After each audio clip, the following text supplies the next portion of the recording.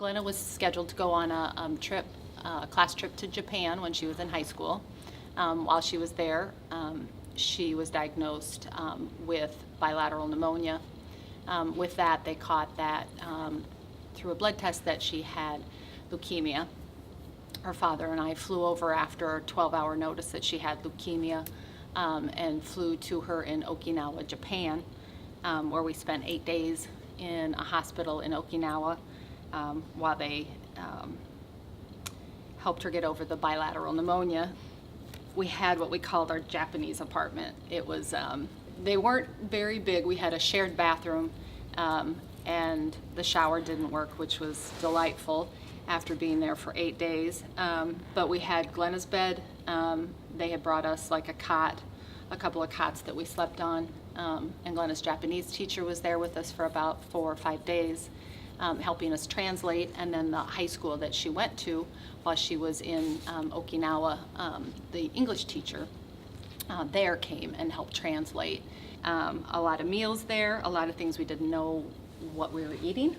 No, You know, kind of, yeah. And if we didn't like it, then we gave it to Joe, and he ate it. And that was really interesting, just getting to know a lot of the doctors and nurses. Glenna was pretty popular. We were the only Americans that we ever saw in that hospital. And so after her 8 days there, we were cleared to come home. We flew straight into Chicago. From Chicago, we were driven by some friends to University of Iowa hospitals without stopping. Didn't pass go, didn't go home, just came straight here, where we started Glenna's treatment process. And her first stint there was 12 days in the hospital. So by the time she was heading home from UIHC to go back to Cedar Rapids, which is where we live, her group from Okinawa was also flying back in at almost the same time. I wasn't in Japan, so like I was gone the entire, well, I didn't go to Japan with them, so I missed this entire week. I do remember like when we first were like reunited at like the hospital, we didn't like get to be like at home together, like we had to like go to Iowa City to see each other. When I was told that she had leukemia, it was like really emotional. When I first like saw you, it was like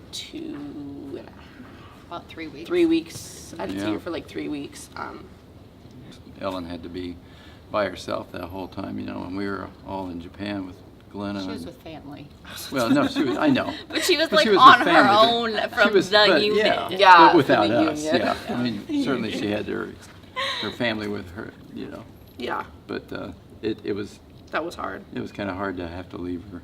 A little bit about your journey while you were at the university. It was 12 days being in a hospital.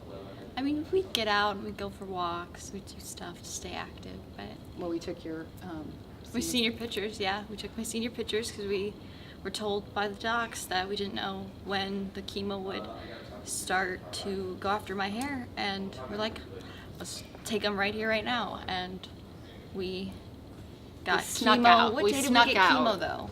We got chemo, Wednesday, and then we took the pictures Friday. Yeah. Yeah. And we snuck out of the hospital to take pictures around the grounds at the University of Iowa hospitals.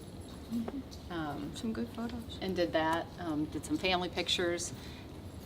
I think probably the biggest surprise when your child is diagnosed with leukemia, not just that they have leukemia, but that it's a 2.5-year process. Glenna is just past 2 years. She'll be done in November, which is really hard to believe that we've come this far. It's a long, long process. She's had some ups and downs along the way, but what are you going to do this fall? Starting college up. I'm pretty excited. I'm going to Co in Cedar Rapids. I'm studying art and art history, and I can't wait. I just can't wait.